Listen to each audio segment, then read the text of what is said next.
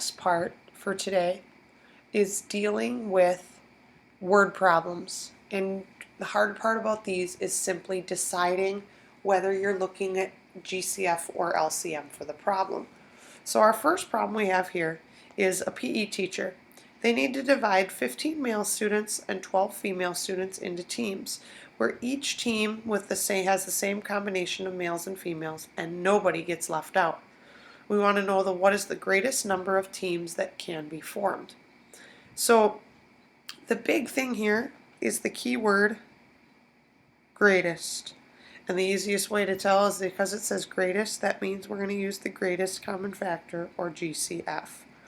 So I'm going to go ahead and take my 15 males and my 12 females, and I'm going to find my GCF.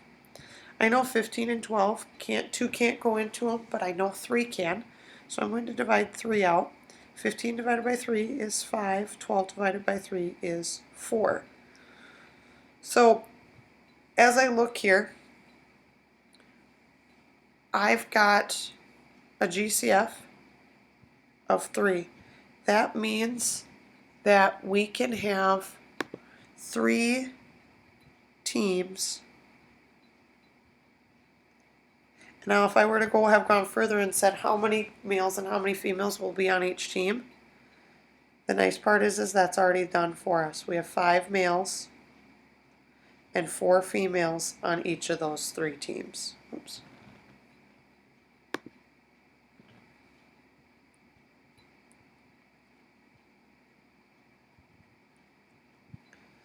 The second problem that we have here, we have hot dogs. They're sold in packs of 10 and buns in packs of 8. And we want to know how many hot dogs and buns will need to be purchased. There are no leftover buns or hot dogs, because nothing is more frustrating than being out of hot dogs and having buns left over and figuring out how you're going to use them. Or having hot dogs when you're a person who likes to have them on buns but having no buns. So we know that we've got the numbers 10 and 8. And here's one where we're going, well, there's no key words. But here's the thing. If you have a number that is smaller than 8 and 10, you're telling me that you need to buy fewer than 10 hot dog buns and fewer than 8 hot dogs, which they come in packs of 8 and 10, which if you've ever seen the video clip from Father of the Bride, you cannot rip packages open in the store. They will get mad, they will call the cops, you will be arrested. So therefore we can't have a number smaller, which would be greatest common factor. So therefore this is an LCM problem.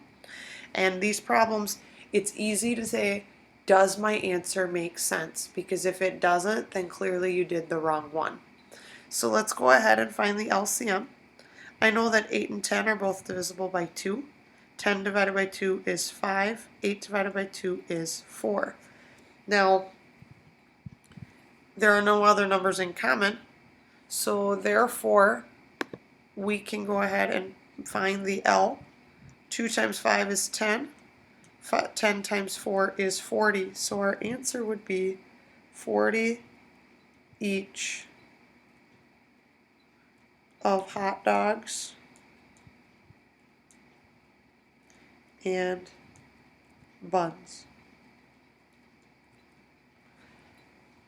So now that we've done all of our material for today, your job is to solve these 3 problems, A and B, finding the GCF and LCM, and C, deciding whether it's GCF or LCM, and then finding that corresponding problem for class for tomorrow.